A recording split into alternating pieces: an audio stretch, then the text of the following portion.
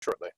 Yeah, am I going to recuse myself at this point or after public comment? Recording, Give me the thumbs up, Dag, when we're ready to go. Okay.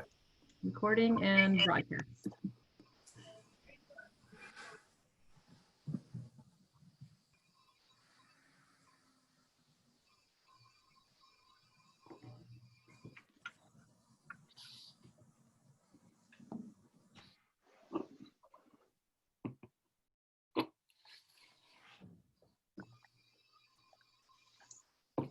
So I'm going to hold off for just a little bit longer. Alan, the list of attendees is continuing to populate. We have 135. It continues to grow. When it looks like it's stabilized, I'll let you know. And I think that will be when we can get underway. I'm actually trying to log in just to see what the view looks like from my laptop. I can't even, it's not even launching. It might be too many people all at once. Well, we're up to 141. And it looks like it's starting to slow down. I think we're flattening the curve on the number of attendees who are joining.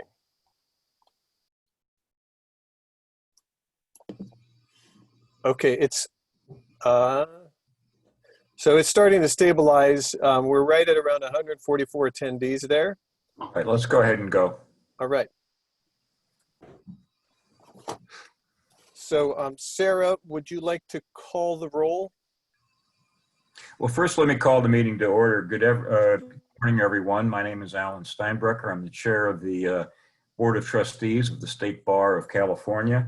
This is our scheduled meeting for Tuesday, April 14th at 11 a.m. It is now 11:04 a.m. and we are called to order and starting the meeting. Ms. Cohen, will you call the roll, please?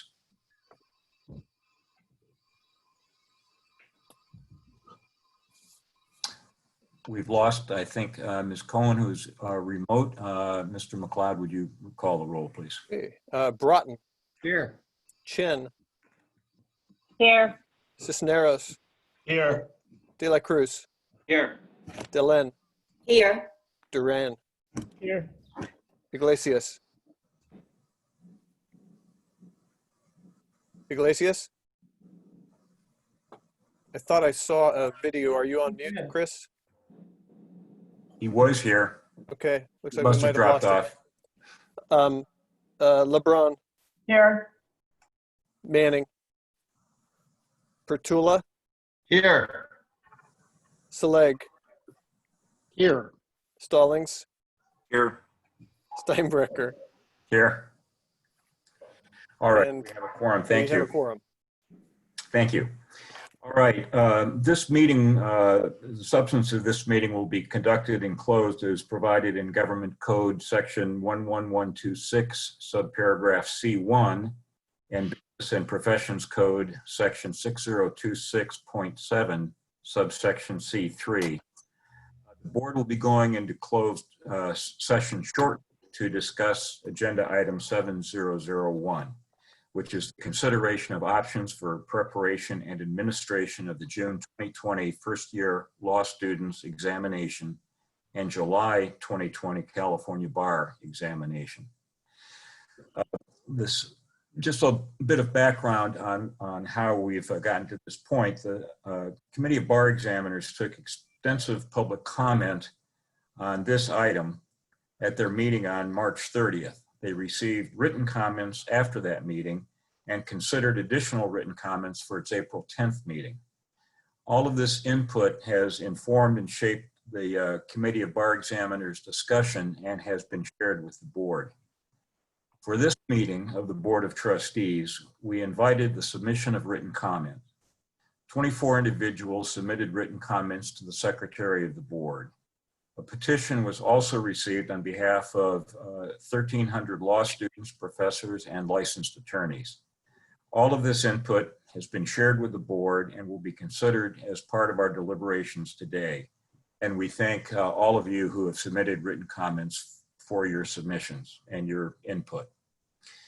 Although the public notice of this meeting indicated that we would not accept public comment, We have reconsidered this decision and will entertain limited public comment as time allows. In an effort to balance the urgency and importance of this issue, to provide public comment and also provide the Board of Trustees with the time needed to deliberate, individual comments will be limited to 2 minutes each. So here's how the logistics of receiving the public comments will occur. First, on the time limits. The bar staff will attempt to call members of the public in the order that they appear to have asked for time.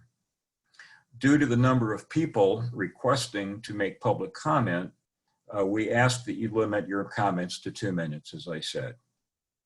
To facilitate hearing as many as many members of the public as possible, I encourage you not to repeat points that were made by previous speakers. You will be notified when you have 30 seconds remaining to conclude your remarks. And at that point, at 2 minutes, when your time is up, you will be notified by bar staff, and we will move on to the next speaker by muting your mic. And to allow the board the time needed to deliberate on the important topic today, we will not be able to hear more than a maximum of 30 minutes total of public comments. So the logistics for being able to speak requires the virtual raising of your hand. In order to make the process of identifying the speakers and moving from one to the next move more quickly and thus save time for the speakers to be heard, I'm going to delegate my authority as chair to bar staff to invite the speakers to speak. They will be able to identify those who would like to make public comments, and here's how we will do that. For those of you who are participating via Zoom video, you should have a function for virtually raising your hand. It's a hand icon and should appear at the bottom center of your screen. If you wish to make a public comment, please click on that and State Bar staff will call you in the order that they identify your raised hand. For those of you who are participating by phone, you may raise your hand virtually by pressing *9. That's the star key, then the number 9. And again, doing so will alert the staff that you would like to make a comment, and bar staff will call on you and open your microphone so that you can address the board.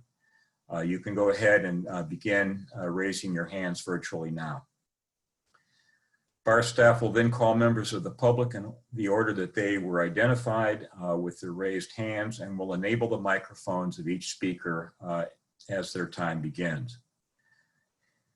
If there are too many members of the public seeking to make public comments with the time allocated, we apologize, but we do have to move into our meeting. So it is now 11:10, just 11:11 a.m., and we can now move. Mr. McLeod, will you and Ms. Louie take control of the board and invite people to make their public comments in the manner that we've discussed? Yes. So going in order of the hands that have been raised here, we're going to start off with Stefano Medina. And Mr. Medina, you have 2 minutes, and I will alert you when you only have 30 seconds remaining.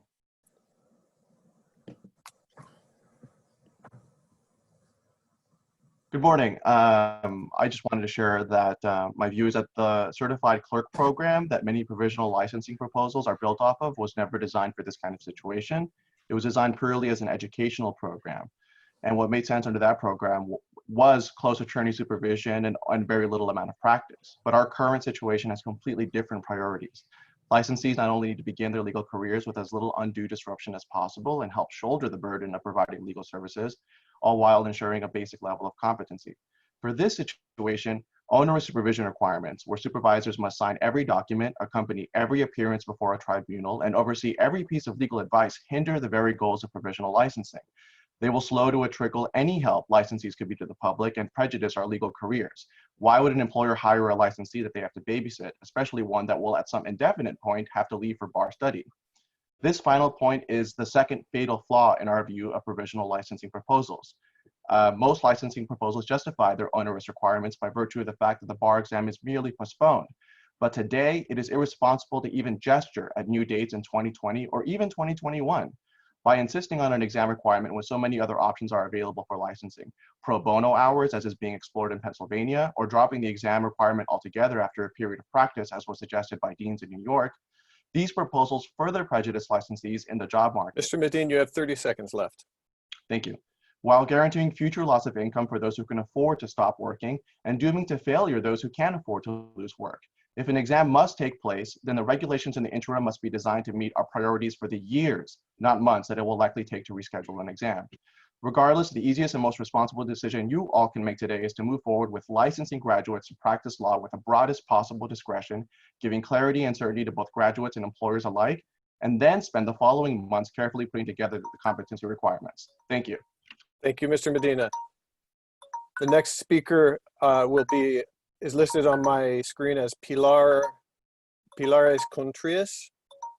And Pilares Contrias, you will have 2 minutes once your mic has been enabled.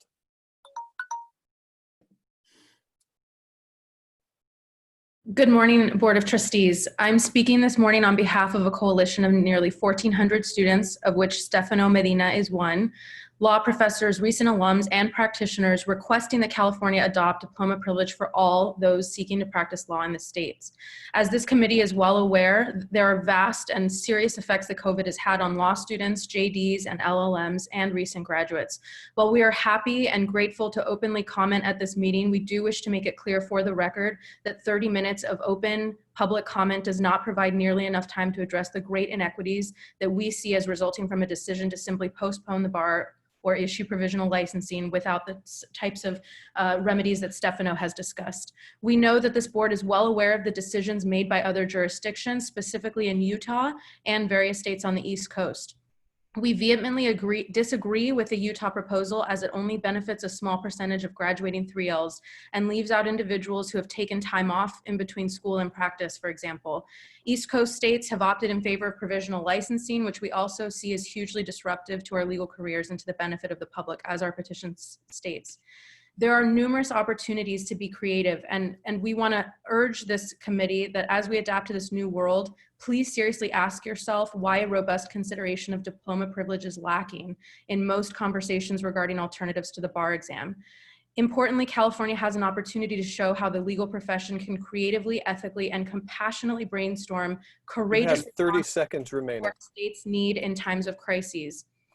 Our coalition maintains a steadfast commitment to diploma privilege. That being said, there are numerous opportunities to be creative. A Utah recommendation, similar in method but much wider in scope, could cover more of California's graduates.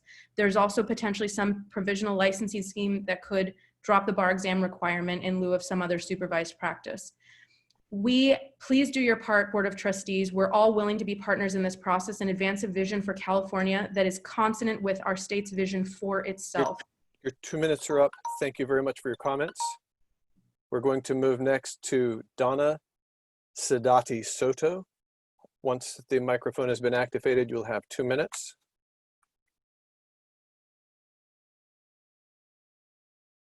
Hi, Board of Trustees. My name is Donna. I'm a third-year law student at Harvard. I'm seeking admission to the California Bar.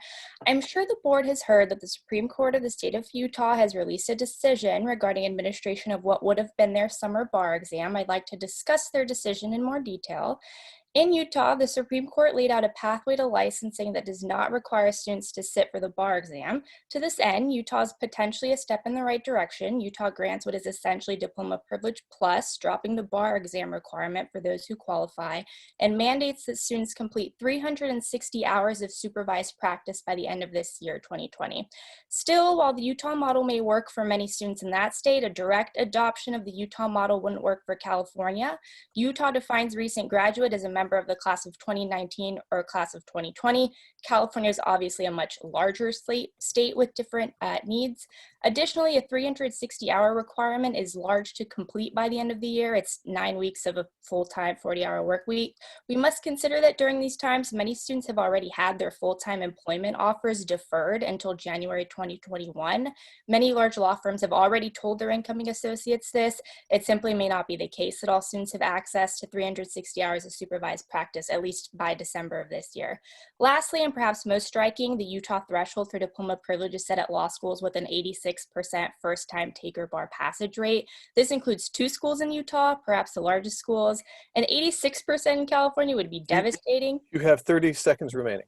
Thanks. Based on a quick look at U.S. News & World Report using their most recent data, only 2 schools in California would meet this threshold, Berkeley and Stanford. This leaves out every single other school in California. So if California chooses to go this route like Utah, it'd need to rethink such a threshold.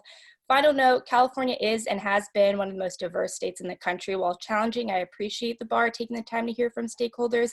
I implore the board to remember that law students and our future clients will be those most directly impacted by your decision. We'll live with the consequences. Thank you. Thank you very much for your comments.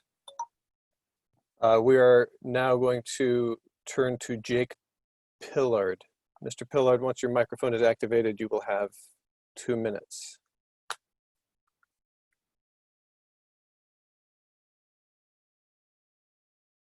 Hi, can you hear me? Yes, we can. Thank you very much. My name is Jake Pillard. I'm a third-year law student at the University of Pacific McGeorge. I graduated in May. The class of 2020 has a unique distinction. We are graduating into a global pandemic. For the first time in history, all 50 states are simultaneously under major disaster declarations. Needless to say, we're living in an extraordinary time. However, the 2020 class is not alone. In 1906, the state devastated by an earthquake, that class received diploma privilege. In the 1940s, the classes of the early 40s, subject to the Second World War, received diploma privilege as well. The best time to take the bar is right after law school, not a year later, whenever a vaccine is created and administered. Postponement or even temporary diploma privilege, like they did in New Jersey, makes it impossible for law students to get on with their lives. We have debts, we have families, we have jobs, and forcing the entire class of 2020 to come back at some unknown date puts everything at risk. You're creating uncertainty for our families and for our employers. Moreover, a delay means you're going to have twice the number of people trying to take the bar, and that's going to create big problems logistically on your end. People have already talked about Utah, so I'm not going to mention that again, or Pennsylvania, but really it's not too late for California to show leadership. We can lead the nation on this. This is California, after all. We were the first state in the union to do a shelter-in-place order. That decision took guts. It wasn't easy, and according to the experts, it was the right move. Likewise, we have a slew of bankruptcies around the corner. We have landlord-tenant disputes once the rent moratoriums are off. This is all just around the corner, and additional lawyers are needed. There are going to be naysayers. You have 30 seconds remaining.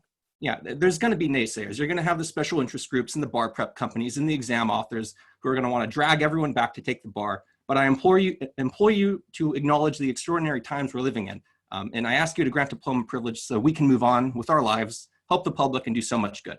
I spent 3 years experiencing the rigor of an ABA accredited law school. I passed the MPRE, passed my moral character examination. I'd like to get on with our lives. I don't want to be shackled. I don't want to be dragged back. I don't want uncertainty for my family and friends. So I ask you to grant diploma privilege, and thank you for giving me the opportunity to say so. Thank you. Thank you for your comments. We're now going to move to Bristol Scott. Bristol Scott, once your microphone is activated, you will have 2 minutes to give your comments. Hi, can you hear me? Ms. Scott, my apologies. Yes, we can. Okay, thank you. My name is Bristol Scott. I'm a graduating 4th year part-time law student from the University of San Diego School of Law. I'm currently the sole income provider for my family, and I work full-time as a patent professional for a large law firm. My firm has recently announced firm-wide pay cuts, and I've been struggling with the decision of taking time off work to dedicate to studying for the bar exam or continuing to work while also studying for the bar. Given the instability of the current economy, I have not yet committed to purchasing a bar prep course, which ranges in cost from $2,000 to $5,000, since I don't know if I'll need to reserve those funds to support my family in the event that I get laid off or if further pay cuts ensue.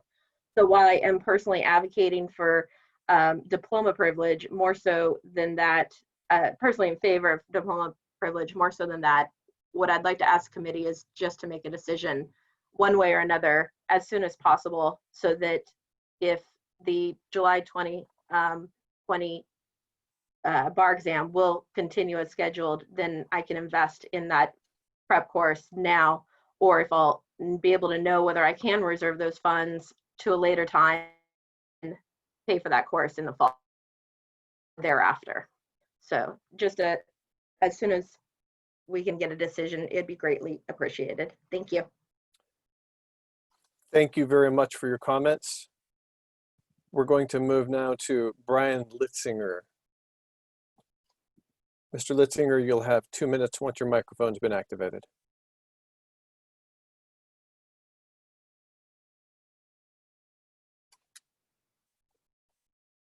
I see that your microphone has not yet been activated.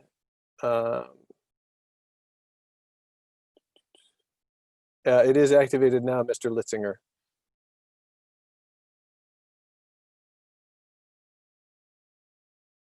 In case Mr. Litzinger has stepped away from the phone, I'm going to move on to Jennifer Marcy, and we're going to accept comment from Jennifer Marcy. Once your microphone is activated, you will have 2 minutes to make comments. Ellen, are you catching this? Terrific. I see Ms. Marcy, your microphone appears to be activated. Can you speak, please? You have 2 minutes. Thank you. Thank you. I only need 30 seconds. I want to thank you guys for doing this today. I just want you to consider the NCBE white paper that was released on Friday. If you do not know about that, I sent an email to the Secretariat yesterday. Just look at that for me. Thank you. That's all I want to say. Well, terrific. Thank you very much. We're going to move next to Mr. Martin Pritikin. Mr. Pritikin, once your microphone is activated, you will have 2 minutes. Hi, can you hear me? Yes, we can. Hi, my name is Martin Pritikin. I'm the Dean of Concord Law School at Purdue University Global. I want to thank the board for their time and attention to this important matter.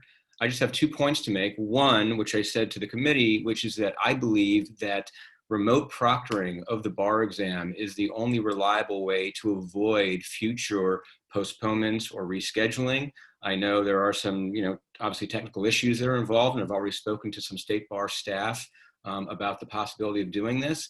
Even if it's not feasible in time for this July bar because of the need to work with the NCBE for the multi-state portion, I believe it's something that the committee and the board needs to seriously invest in ensuring the long-term security and reliability of our exam administrations. The only other point I wanted to make is that last week, the American Bar Association put out a statement advocating for diploma privilege for any graduate of an ABA accredited school.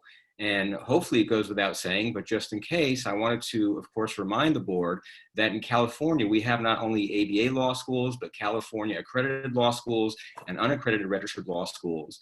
And if a determination has been made that the graduates of those schools who meet the requirements, including the FYLSC for unaccredited schools, are eligible to sit for the bar exam, then I would urge that if the board does adopt any alternative to the bar, whether it be diploma privilege or provisional licensing or otherwise, that opportunity be made available to graduates of accredited and registered schools on equal footing with ABA schools in order You have to 30 seconds remaining. with the other status of the bar exam. That's all I wanted to say. Thank you for your time. Thank you very much for your comments, Mr. Pritikin. We're going to now move to some phone numbers where the hand has been raised. We do not have names, so please listen for the first 6 digits of your phone number. We're going to call those digits without calling the full phone number so that we're not broadcasting your phone number to the world. So the first phone number who we have coming up next for comments is area code 310901. Your mic will be activated. It is activated now, and you have 2 minutes for your comments. Hi, can you hear me okay? Yes, we can. Okay, thank you. Actually, the dean just spoke on what I wanted to speak on, because in other jurisdictions it states that they're going to do provisional licenses for ABA students. It didn't say anything about ABA students, and I'm just one student. I just want to say that I worked just as hard as anybody that went to Harvard or anywhere else. I passed the first year law student exam. I was a straight A student in my undergrad. I just couldn't afford to go to Harvard. So whatever that you guys decide, I'm hoping that you decided across the board for ABA, the same for non-ABA students, because I went to an unaccredited law school. And I'm just saying that I think that that would hurt all of us that couldn't afford to go to bigger schools, but we worked just as hard. That's all I had to say. Thank you. Thank you very much for your comments. The next comment is also going to come from a phone number. I don't have a name, but the phone number that is going to be activated next will be area code 204 are the first three digits. And you will have 2 minutes to make your comments. Hello, my name is Gil. I'm an attorney. I only need a few seconds. All I want to say is that if you do decide to move forward with the bar exam, obviously there's a big logistical hurdle in administering it in a socially distanced manner. And my idea is to enlist the law schools to administer the exam to their graduates and in California, and everybody else can go to the originally testing centers and make sure everyone's spaced at least 6 feet apart. And law schools are used to administering their exams, and they're very capable of doing that, and they have the space to do it. And if you need extra time to plan this, then perhaps use a September date. So that's all. My idea is if you do decide to move forward with the exam, make sure to have extra space to socially distance people, and the law schools would be a perfect place to do that. Thank you. Thank you very much for your comments.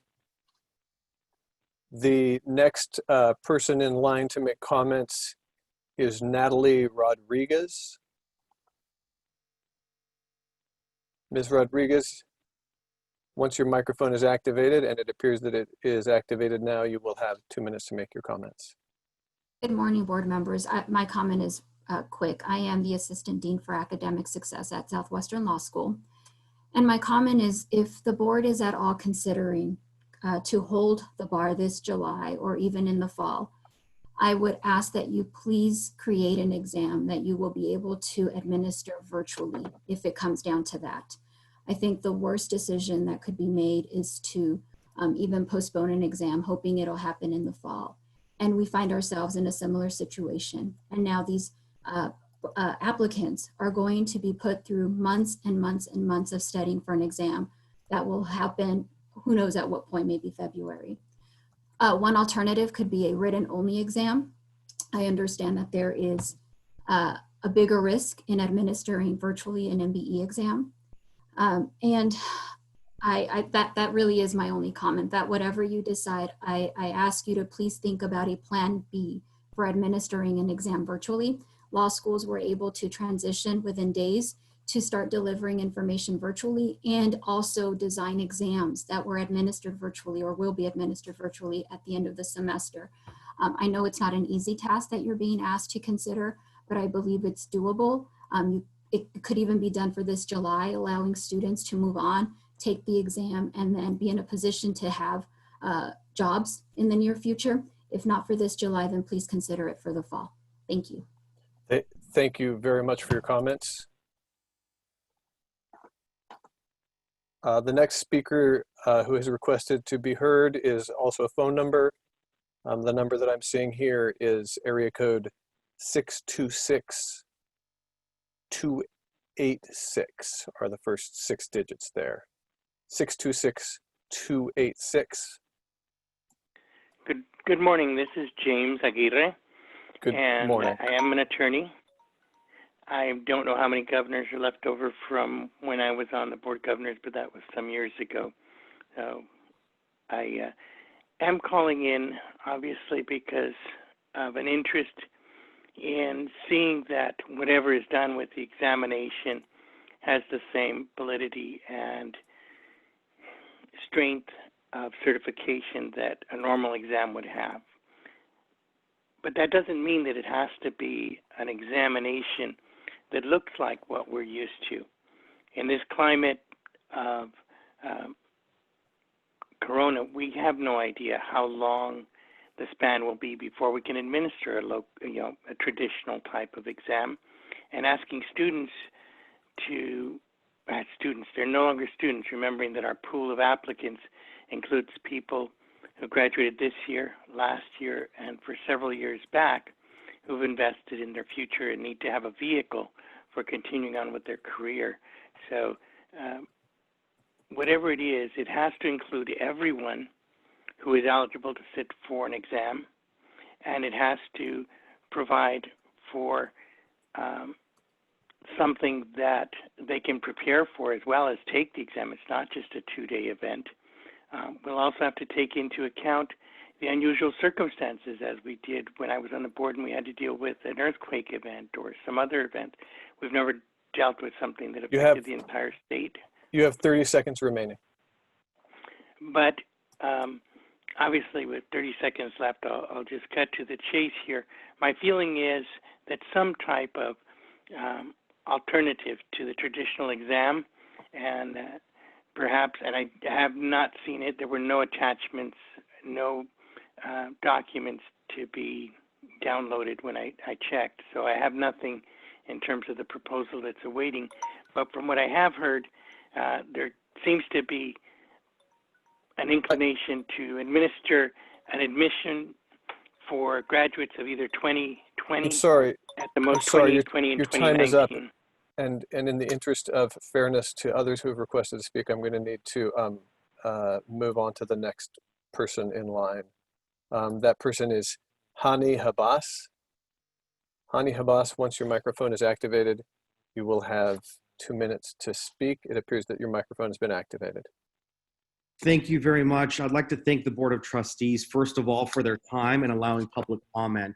I think that's really important, and it goes towards the transparency of this whole situation. I'm a third year graduating in May, and I just wanted to say a couple of things that were on my mind.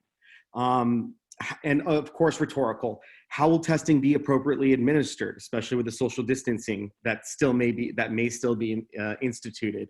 And then also with respect to those that are immunocompromised. Will it cost more money to reschedule and set up venues logistically, or is it more logistically feasible to monitor those individuals receiving diploma privilege? Will there not be an added difficulty to postpone the bar and pass while trying to survive during this pandemic? Working and studying, while admirable, my mom is one of those people. She had 3 kids and took the bar, is an unnecessary stress during this time. If there is a diploma privilege, will the schools be liable for malpractice? If so, please keep this in mind when schools voice their opinion regarding diploma privilege in a negative light, that their interests may not be in line with the majority of individuals seeking diploma privilege. Because the reality is that there are some schools out there that are accepting students for profit, and therefore they should accept that risk. I know it's an unpopular opinion, but I wanted to thank you again for allowing me to have this time. And I know that you guys will make the right decision regardless of whatever it may be, because you always have our best interests in line. Thank you very much. I really appreciate all of you. Thank you very much for your comments, Mr. Habas. We are now moving to the next speaker, who will be K, first initial K, staccalis. Once your microphone has been activated, it appears it has, you have 2 minutes to speak. Hi, good morning, board. There's no certainty in any of this, and except that all of you have a really thankless job, and thank you for doing it. I'm not scared to take the bar. I'm tabling my expectations and ready for July, but I was just thinking that the job market is sort of an exam of sorts, a really competitive one, and I'm actually at work right now, but personally, I'm amenable to a sort of apprenticeship in lieu of bar exam option. I've learned more at my job than anywhere. I think it's been really amazing for me and kept me in school, but I'm up for the challenge. But learning work comp, breaking to study for the bar, and then returning to the world of work comp is not my first choice. Thank you.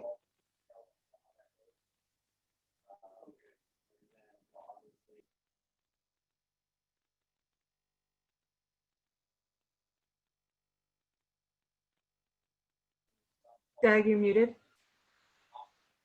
I'm done. Thank you very much for your comments. The next speaker in line appears to be last name Drossel. I assume last name Drossel. And once your microphone has been activated, you will have 2 minutes to give your comments. It appears that your mic is active. Hi, my name is Ryan. I am a 3L at Loyola Law School. I'm requesting the Board of Trustees to adopt diploma privileges. I think any other option is gambling on students' future and also on the public's future. I'm currently interning for a landlord-tenant firm. We are inundated with requests for services. The public really needs students, And having students study for a test that is unlikely to be administered in September or even December is simply too great of a risk to take. Thank you. Thank you for your comments. The next speaker in line is Rebecca Merrill Calloway. Ms. Calloway, once your microphone is activated, you'll have 2 minutes to give comments.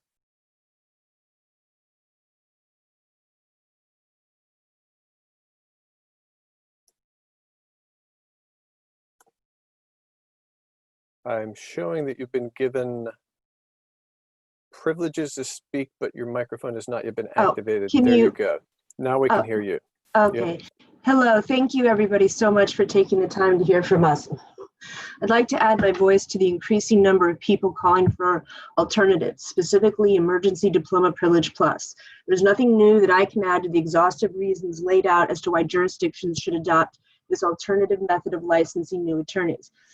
What I can do is offer a brief glimpse into how this is all playing out for me personally. I'm certainly not alone, and though my situation is likely not as bleak as other graduates, it provides an example of the uncertainty this pandemic has created for us. I'm an evening student at Southwestern Law and will graduate this May. I came to law later in life. I'll be 43 in May. I've worked as a senior paralegal with the Los Angeles County Public Defender's Office since 2014. I work on capital cases, and I'm committed to continuing with the office as a public defender. I also have a family. I have a 9-year-old daughter and a 12-year-old son who are both now home for the foreseeable future. Due to the crisis, my family is now in a financially precarious position. My income is the only one getting us through, and that is barely. The prospect that I will not have the opportunity to become an attorney is devastating both financially and emotionally. I will not have the ability to increase my salary, to pay back the significant loans that were necessary to attend law school, and I live daily with the fear of catching COVID, passing it on to my children, and worrying about the status of my elderly parents, who I can't see because they're in a different state. With all of the alternatives being discussed, I again implore the committee to seriously consider to adopt Emergency Diploma Privilege Plus. Taking a bar exam slated for some date in the future is unrealistic. You have 30 seconds left. First, there's no guarantee of when that will happen. It could be a year out or even 2, depending on how the pandemic and our response unfolds. I will not be able to take out more loans, request a leave of absence, all of the issues that come with that. With this option, the State Bar has the time to create alternative requirements, as have been mentioned by earlier callers, that must be met by graduates to ensure minimal competency. In addition, when the world does return to some type of normal, there won't be a backlog of thousands of graduates all clamoring to take the same exam, which creates a whole host of additional problems. I understand the unprecedented decision before the committee, and thank you so much for your time. Thank you very much for your comments. The next speaker in line is Robbie Munoz. Once your microphone is activated, you will have 2 minutes to give comments. And it appears that your microphone has been created. It's still on mute. That may be a local control that you can unmute. Mr. Munoz? Yes, thank you. Can you hear me? Yes, we can. I appreciate you giving me this opportunity. I had a chance to email many of you not long ago, and I received responses back, which I was thankful for. I'd like to echo the sentiment of many of my classmates and those that are graduating here in just a few short weeks. I'm a 3L at Chapman University School of Law, and the biggest concern, and one that I think should not be overlooked, is our health and safety. And I think that everyone here today has done a great job of speaking to those issues, but ultimately rescheduling the bar exam goes without any knowledge of what will occur in terms of the spread of this disease or how it will manifest throughout society moving forward. I believe that putting us in a position of risk of health is imprudent at best, unsafe at worst, and I feel that ultimately it would put many of us with family members that are compromised medically, that have health concerns and health issues. It would not only put us at risk, but it would put them at risk as well. So I ask that you please think about the larger picture and think about the health and well-being of us and those that we live with and our families. It's important that for those of us that have health issues that we... You have 30 seconds remaining. We have our interests looked after, and I'd like to thank you for the time. Thank you. Thank you very much for your comments. The next speaker in line, last name appears to be Bennett. Once your microphone is activated, you will have 2 minutes to give comment.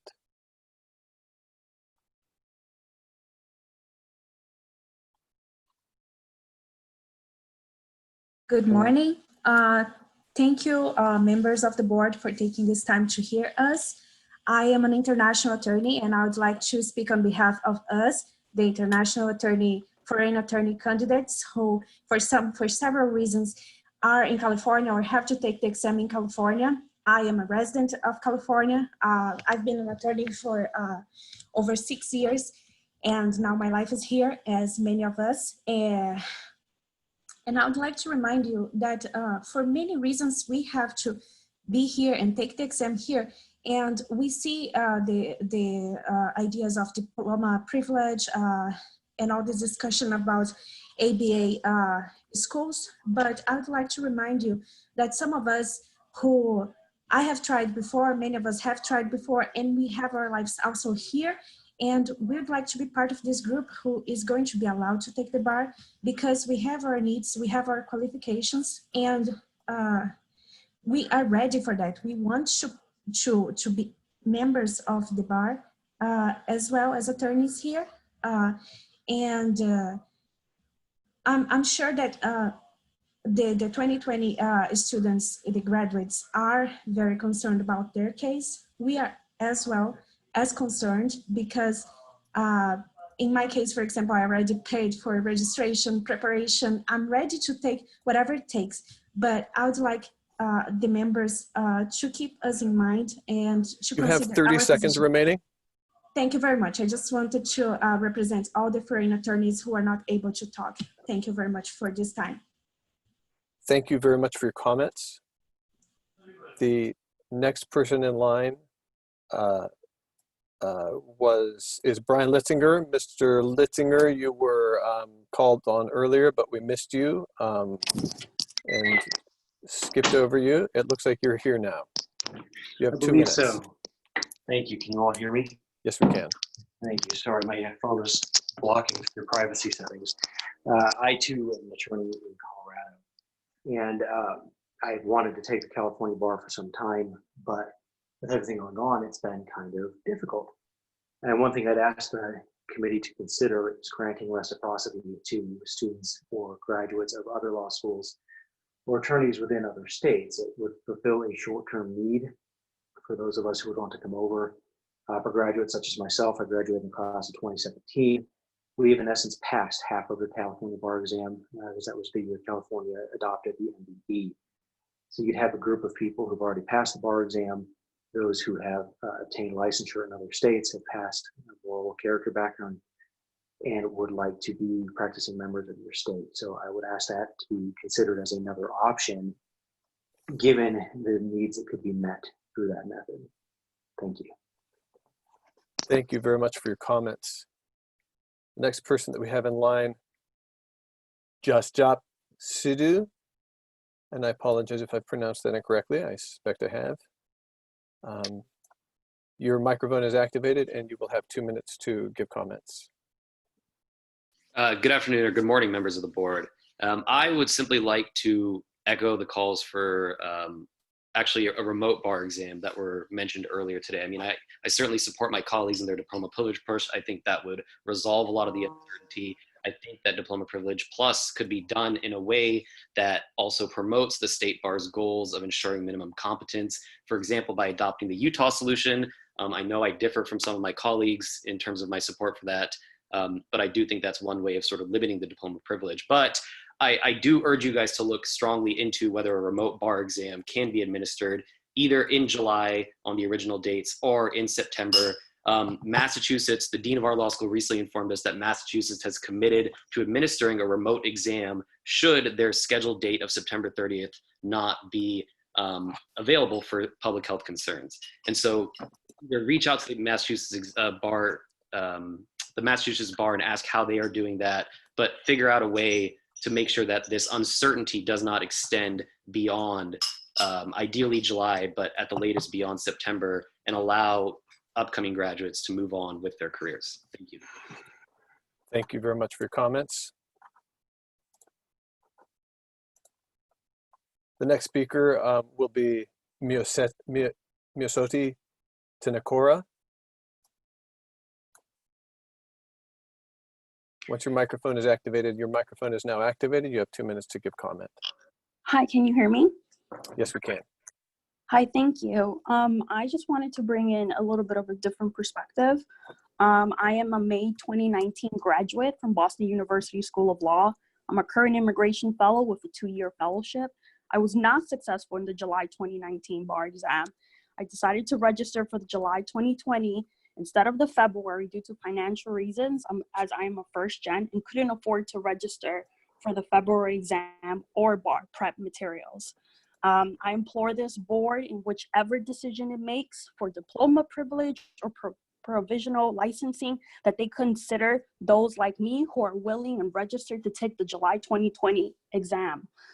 We have been waiting to be barred for much longer than recent 2020 graduates, and we want to be included in any decision this board makes. As an immigration fellow, I don't make much, and I'm willing to take the bar exam. As I said, I'm registered, and there's others like me who are right now in the same predicament and are have financials that they're worried about, and we just want to be included as well. Thank you very much. Thank you very much for your comments. The next person in line is a phone number. That phone number is area code 916-479 are the first 6 digits. Hello, can you hear me okay? Yes, we can. You have 2 minutes. Thank you. My name is Kaitlyn Catan. I'm actually a graduating 3L at the University of California, Davis School of Law.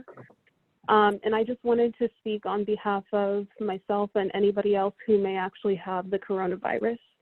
So I actually have been told by 3 different doctors that I most likely have it. I paid for the bar on March 1st, along with many of you. And I was exposed to the virus sometime between March 5th and March 8th. And by March 10th, I actually started to show symptoms. And here we are now on April 14th, and unfortunately, I'm still dealing with certain symptoms, so I have no idea when this is going to go away. And I just wanted to advocate for diploma privilege on the grounds that, of course, I can work from home, but if we end up going forward with the bar, I don't know if this is going to continue to be a problem for me. I also don't know if I'm going to have immunity from the virus. I don't want to give it to anybody, and I certainly don't want to contract it again myself. And so I just wanted to advocate for diploma privilege on those grounds, that we really need to make sure that we're taking care of the health and safety of the students first. That's the most important part. Thank you. Thank you very much for your comments. We appear to have exceeded the amount of time that we have available for public comment.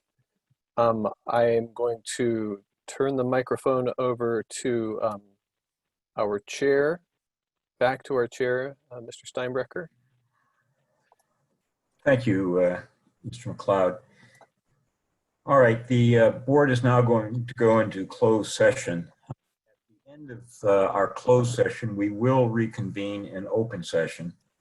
It's a little hard to predict when that will be, but we will try to alert you with a screen notification a little while before we do close, so that you'll have a little bit of time to return if you are so inclined.